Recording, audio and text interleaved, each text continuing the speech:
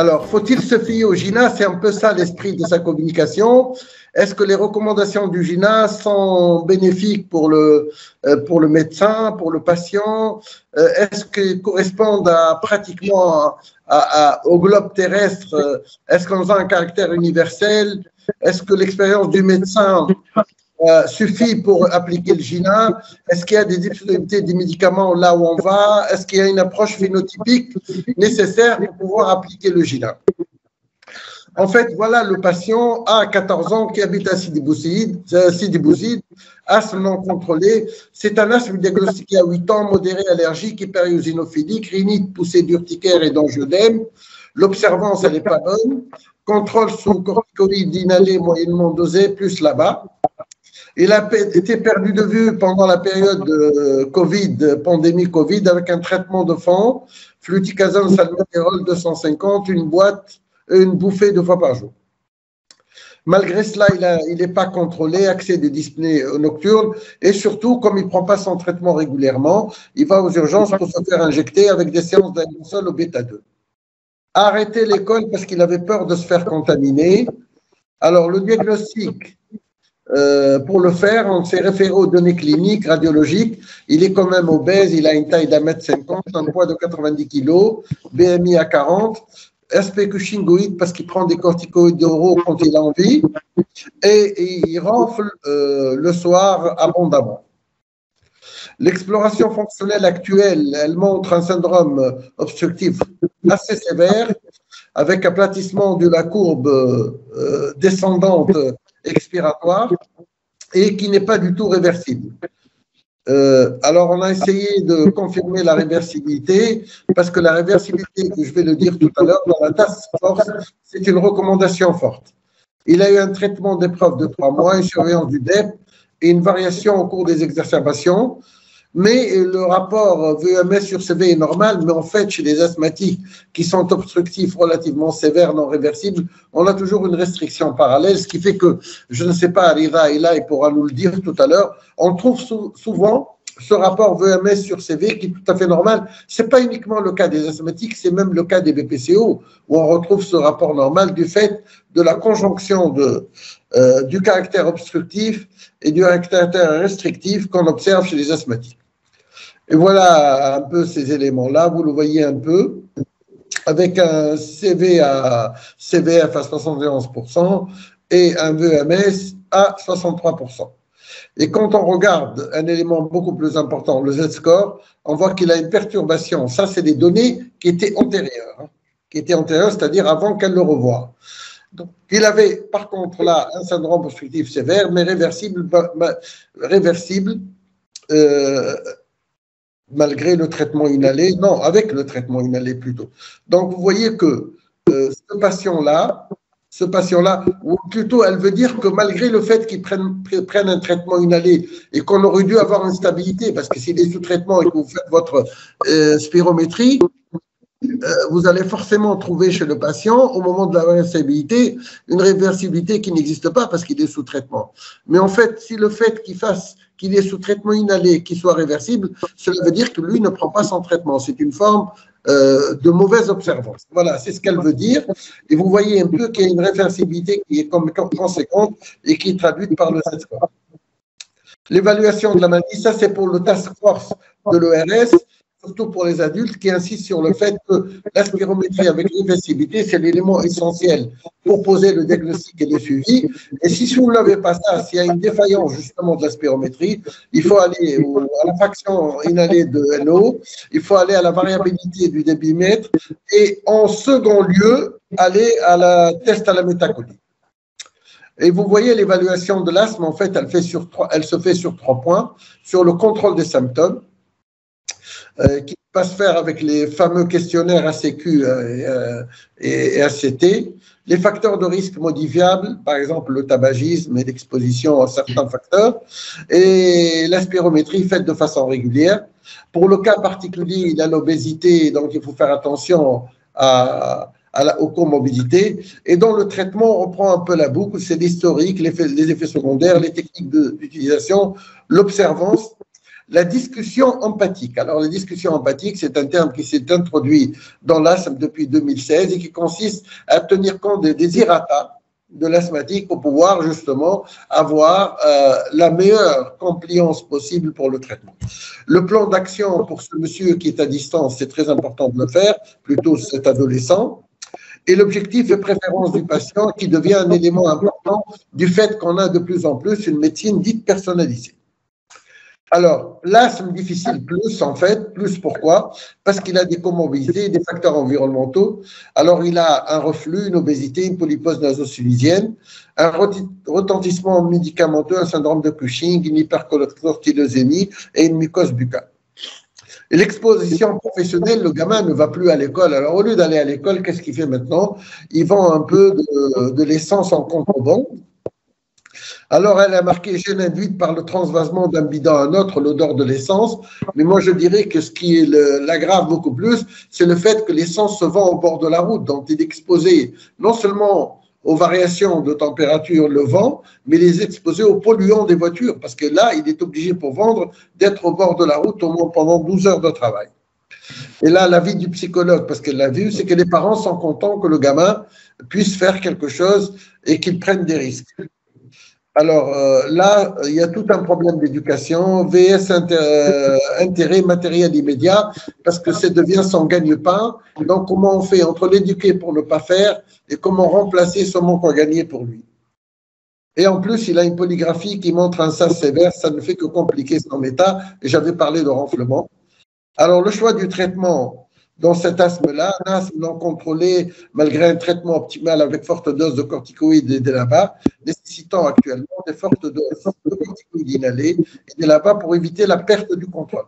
Mais en fait, le choix du traitement et la sévérité dépendent d'abord des comorbidités, mais aussi du fait que le gamin a des facteurs de risque et qu'il ne prend pas son traitement comme il faut. Alors voilà, le problème du GINA, c'est que le GINA a des recommandations pour des populations. Comme on dit, meilleur traitement pour la majorité des patients de cette population en particulier. C'est-à-dire qu'on prend le GINA de 1 à 4, au point de vue palier, et bien vous avez des recommandations qui sont pour un palier 1, palier 2, palier 3, palier 4.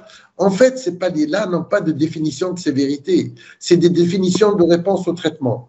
Il n'y a que le palier 5 qui commence à avoir une petite personnalisation du traitement.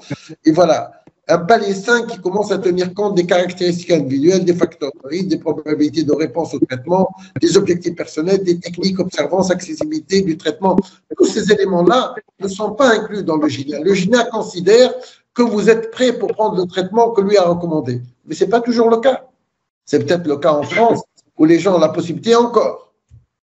Il y a certaines personnes qui n'ont pas toutes les possibilités, même en France, une partie franche de la population qui n'a pas accès au traitement parce qu'ils ne sont pas assurés sociaux, parce qu'ils sont SDF, parce que. Donc, vous voyez que le GINA a cette faille, si vous voulez, du traitement d'approche du patient, alors qu'il a un traitement beaucoup plus général du patient. C'est pour ça qu'il règle, en gros, 95% des asthmatiques, il a 5% pour lesquels il ne trouve pas de solution. Alors, choix du traitement, c'est quand même un gamin qui a un phénotype de polypose nasosilisienne, donc il a une intolérance aux AINS, il a une obstruction fixée avec un tabagisme occasionnel, il a des tests cutanés, une eosinophilie élevée, des IgE élevés. Donc, en fait, si vous voulez, il a un phénotype allergique TH2, presque, avec en plus cette polypose nasosilisienne qui vient compliquer l'effet, et surtout le tabagisme. De plus, le choix du patient, il habite à Sidi Bouzid, c'est 3h50 de Tunis, et puis assistance médicale limitée là-bas. Si on va le mettre dans un traitement particulier, ciblé, comment on va faire pour le prendre en charge? Et puis, est-ce que la CNAM va le prendre en charge, la Caisse nationale d'assurance maladie? Est-ce qu'il a la PCI pour le remboursement? Alors, nous avons un gros problème social à côté pour pouvoir prendre en charge ce patient. Alors, les préférences du patient, on ne veut pas changer le dispositif d'inhalation, on préfère la poudre sèche, mais la poudre sèche, elle n'existe pas dans le dispensaire, donc il faut l'acheter et se faire rembourser. Voudrait des comprimés et ensuite des antileucotriennes dans une forme 4,5, parce que lui, il est à 4,5 pratiquement, palier 4,5, ça ne marche pas. Observance lui pose des problèmes, il préfère aller aux urgences se faire injecter des corticoïdes. Voudrait gérer son traitement, il lui faut un plan d'action, mais il est ingérable. Éloignement, contrôle fréquent non envisageable, numéro de téléphone fourni par le service, parce que lui n'a pas de téléphone à sa disposition, ni de carte pour rappeler. Alors, vous voyez dans quelles conditions on est. Donc, c'est qu'il faut faire un plan d'action avec une autonomie, ce qui n'est peut-être pas le cas vu son âge. Alors, vous voyez ici le GINA, concernant le problème du GINA, je ne vais pas reprendre le GINA, vous le connaissez mieux que moi, vous avez le Tract-1, le Tract-2. En fait, lui, irait plus dans le Tract-2, la voie 2, parce que la voie 2, elle est plus accessible, on peut donner des génériques de corticoïdes inhalés dès là-bas, et en cas de besoin, des bêta-2 de courte durée d'action, et c'est la seule solution pour lui. L'autre voie, qui est la voie du MART, c'est-à-dire de l'utilisation en cas de besoin du même dispositif que vous utilisez en cas de traitement de fond, ne va pas l'intéresser, elle coûte cher, et puis lui, il n'est pas suffisamment éduqué pour pouvoir répondre à la lettre au plan d'action que vous allez lui faire. Alors là, pour vous dire, reprendre cette histoire de step 1 et step 2, alors j'ai mis 2 plaques. Là, ils disent que si on prend le tract 1, c'est-à-dire la voie du MART, maintenance and deliver treatment, c'est-à-dire que le traitement de fond soit le traitement, lui, de secours, avec l'utilisation de bisphosphonate formoterol, eh ben, vous diminuez forcément le nombre d'exacerbations. D'un autre côté, si vous choisissez de prendre la formule d'utiliser comme traitement de secours les bêta-2 courte durée d'action, il faudrait être absolument sûr que le patient, quand il prend, il se soulage par les bêta-2, continue à prendre ses corticoïdes inhalés. Donc, on est un peu dans un dilemme qui me paraît être cornélien. Et voilà, pour le cas de notre patient, j'ai dit c'était un 4,5. Est-ce qu'il faut ajouter des lamas? Est-ce qu'il faut tenir compte du phénotype? Est-ce qu'il faut aller à la biothérapie? Donc, il est actuellement au 4,5 parce qu'on n'a jamais pu le contrôler en ayant pris correctement son traitement. Et puis, concernant 2 petits mots concernant le MART. Alors, le MART au step 4, je pense qu'il peut être considéré dans la mesure où on peut, au niveau du palier 4, donner une corticothérapie relativement plus conséquente que la moyenne pour pouvoir équilibrer. Mais au niveau du 5, le MART ne marche pas, donc on est obligé d'aller au Tract-2, c'est-à-dire au SABA, parce que s'il n'est pas initié au départ, il ne faut pas l'initier, parce que si on augmente les doses de corticoïdes après par sommation de prise, ça ne va faire que des effets secondaires. Donc, dans le cas particulier de ce patient, si on doit faire quelque chose, si on considère que c'est un 5, il faut mettre des fortes doses de corticoïdes inhalés, du LABA, ajouter un LAMA peut-être, et garder les bêta-2 courte durée d'action en cas de besoin. Pour la biothérapie, ça va poser un problème dans le cas particulier, même s'il répond, parce qu'il faudrait que la CNAM donne son approbation et qu'on passe par la fameuse RCP de contrôle pour nous dire oui, il est éligible à la prise de ce traitement. Alors, l'utilisation des médicaments optimales chez les enfants, vous voyez, juste pour vous dire que uniquement 25% des enfants ont une observance, atteignent le seuil d'observance. Et que la technique, vous avez 25% des enfants qui ont une technique correcte du spectre. Donc, l'enfant, c'est déjà un écueil en soi.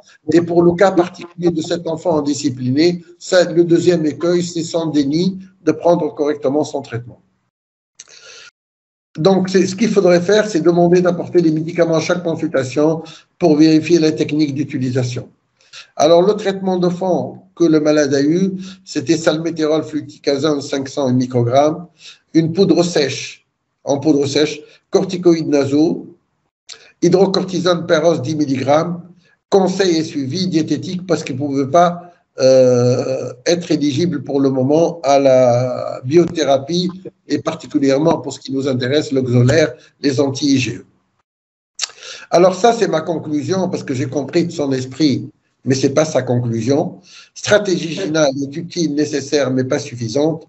Mieux vaut adopter le GINA au patient que le patient au GINA. C'est ma propre conclusion. J'espère que Agnès appréciera ce que j'ai fait. Je vous remercie pour votre attention.